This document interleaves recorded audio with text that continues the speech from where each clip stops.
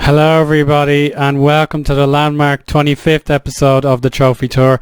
I'm very glad you can join me as I am finally past the difficult to achieve 100 subscriber mark. So this is my first opportunity to say thank you so very much for your kindness and your support to my channel.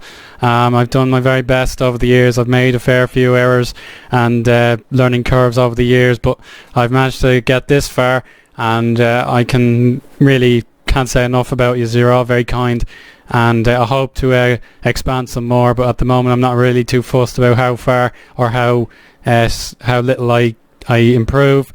So let's just enjoy the Trophy Tour update. I've just finished pre-season and I'm about to play the second playoff leg against Koper, a Slovenian team, but I don't plan to live com this game because I've been bombarding us with live comms, and particularly the Palermo match I played with Le Mans. I really need people to know about that result before I can play it again.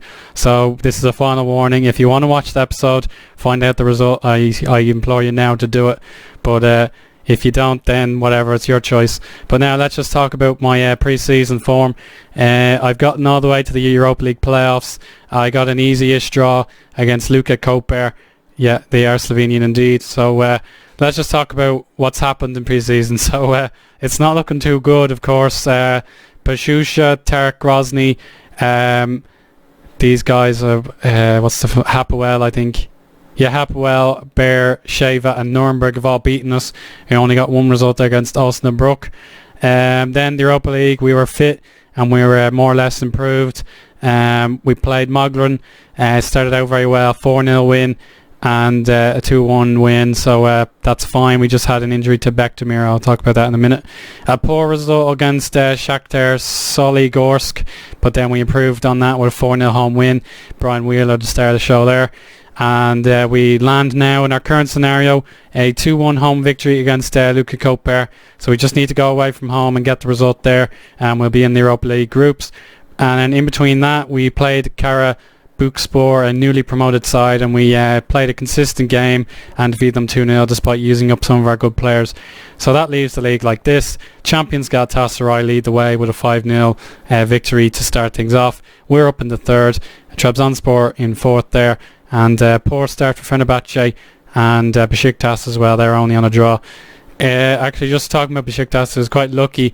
They we got a much better draw than them. They actually got done on Moscow, so they mightn't even get Europa League football after being the champions of Turkey very recently. So that's all well and good. So let's just talk about our transfers. Two main real stories to come from that mainly. The first one was the unfortunate but necessary departure of Felipe Saicedo. He's a friend to the club. He was bought for 5.5 million a couple of years ago, but unfortunately he didn't suit my playing needs and he had a severe goal drought. So I decided to cut my losses and sell him to Real Zaragoza for 3 million euros. But in his place, I've signed Giovanni. Now Giovanni is going to be a long-term successor to Batalla, Pablo Batalla I should say, and so far so good. He did pick up a small injury in pre-season while he was trying to gain full fitness, but this young fella, he could definitely do things for me, and the fact that he can play right wing is also value because I don't have anyone else in that position. So let's just talk about our tactics real quick. This is the team I'm going to play against Europa. And Brian Wheeler is the star of the show. I severely angered him last year, and thankfully we've forgiven each other. He got his time at Everton and now he's back in Turkey where he belongs, and he's been doing excellently so far. He scored 5 goals in the Europa League in just 4 games, so if we can get some more out of him, that'll be all well and good. But I really need to get him into the league because he was excellent even before I sent him out on loan.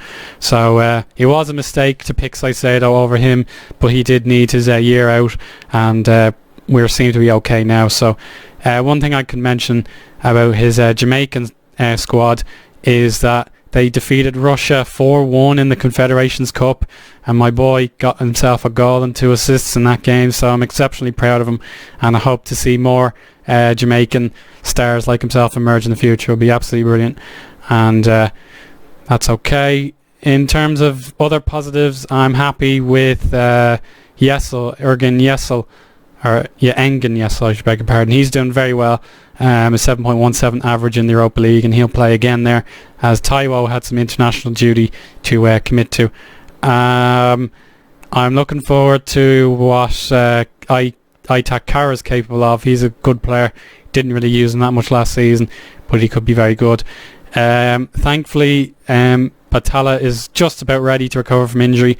His stats have taken a fair hit, and I don't expect him to be the world-class player he was last season, but let's give it a go. Oh yeah, I forgot this guy actually, Uktu Kalik. He's my second keeper for the season. He's on loan from Vitesse, lol, and he should hopefully do a job for us. He's a Turkish dual national, so he could be very handy, and he has the potential to grow. So Sebastian Fry and some of my other foreigners are gone, so I just have the 6 remaining, so it shouldn't be too difficult to play them all in the match. Injuries, though, have been a real thorn in my side. Engin Bekdemir, jeez, I've been pronounced his name wrong, and it's actually Bekdemir, not Bekdemir. So he's gone. He was out for quite a while now, and he should recover soon. So he was my player of the season last year, overtaking Batalla in the second half, so good job for him. Probably a heavy blow was this one to Osgor Larry. We don't have very many midfielders, and unfortunately we've lost him for another 5 to 7 weeks. And then at centre back, we're down to a few centre backs as well, as Safak Kolak was the victim of a sports hernia. So that's pretty much my team, guys. I'm trying to blood in the youngsters now. It's going to be a difficult one to do so, but you never know. You can see Chiavelli is gone. He's found another team, so that's good. Sebastian Fry, he's actually gone back home, so that's cool. Olkan Denis, yeah, actually it's very rare that all your players find new employers, but that's good news. Yeah, so that's pretty much all I need to say about this half of the episode. But fingers crossed we will find ourselves in Europe and playing against some high caliber opposition. So tune in for that episode segment in just a moment. Welcome back to the episode, everybody. I've at last reached the group stage draw for the Europa League, but just a little bit of transfer news. Just happened a few seconds ago. Thanks to my reasonably good transfer income, thanks to ticket sales and merchandise, or what's it called? Membership fees and all that. So even though we spent a bit of it, we're still a little bit in profit. But just a brand new transfer literally this minute. This lad here, another attacking midfielder, his name is Vanja Matrian.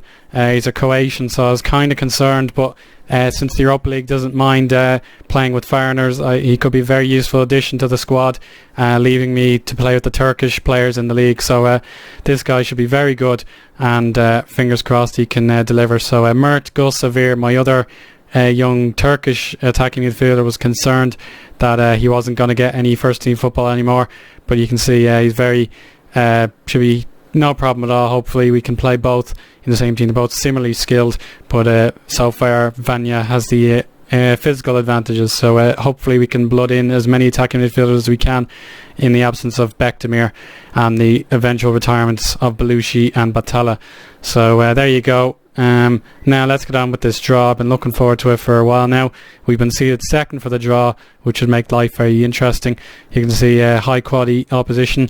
Lyon actually beat Glentoran in the playoffs to get to this stage, so hard luck Glentoran. There we go, Fenerbahce in here as well. There's Bursaspor. Who could we look at? Oh, Austria Vienna, that'll be good. They missed out on Champions League again. Stoke City are here. Lokomotiv Moscow, Dynamo Moscow. Down here we've Wilsha Krakow. We've split. Some very interesting teams, and we've an Azerbaijan team, Azerbaijani, so very interesting. So let's get on with the draw. Man United, Lyon, Lille, Granada, Schalke, Inter, Genk and Sociedad. So now, who will we play against? Will we be up against David Moyes' boys? And Benfica, excuse me, Group I. So, are we against Dave? Oh, Jesus, sorry, okay. Ajax in Group J, Stuttgart in Group K, and Shakhtar in Group L. I'm too used to the Champions League. I forgot there were so many groups. Here we go. No, Legia. Oh, we got Lyon as our top seed, so that should be a fun game. And down here, there you go, Molde in Group L. We'll be joined... Oh, this is rigged. This is honestly rigged. Austria Vienna will be coming to Turkey. Can we get another chapter of fun against them? That is very, very incredible to say the least. No love lost between ourselves and Austria Vienna. How about group? Who's the fourth seed? Oh, it's the Polish team, Zagłębie Lubin.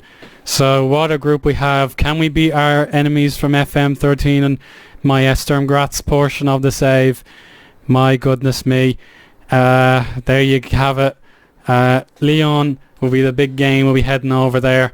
That should be good fun. But we'll try and get points out of Austria Vienna and Zagłębie Lubin. So wow, that's quite interesting. And then one last thing to wrap up the episode. Sturm Graz have turned things around. They're doing very well so far this season, and fair play to them. The manager is starting to make his ideas felt, so well done to him. But now our concern will be the league and trying to get some results out there.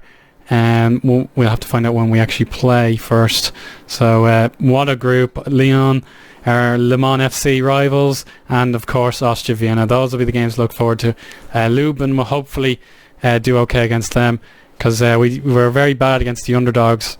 Like, we only won our we didn't even win our playoff second leg. It was only 1-1, a very poor performance, but I didn't really want to take too many risks, so we only got the one goal and that was it. So now we'll just wait for this to load actually. There we go. It's been quite slow for me today, but that's the thing about FM. Sometimes I have a load of leagues in the game installed, so that's kind of the punishment I need to take. But yeah. So there you have it. We have been handed what is called a tough group. We still have a little bit of profit, but we're expected to lose all that money in the future. Bayer Leverkusen, the holders. Yeah, we have him. So there you go. Let's just look at this co-pair game. We're very poor. We dominated the first half, which was good, but then they realised they had to go and win the second half, and they very nearly did it, despite having a minor injury for their player. So there you go, Europa League and Champions League on my channel. It makes a fine change, doesn't it? But there we go. Our first game is at home, or it's away to Lubin, and hopefully we'll get some good action for you in due course. We need to register this final player actually. Did I do that? Where is he? Yeah, he's in. Okay, so thank you very much for watching, guys. I'll see you again soon. Bye.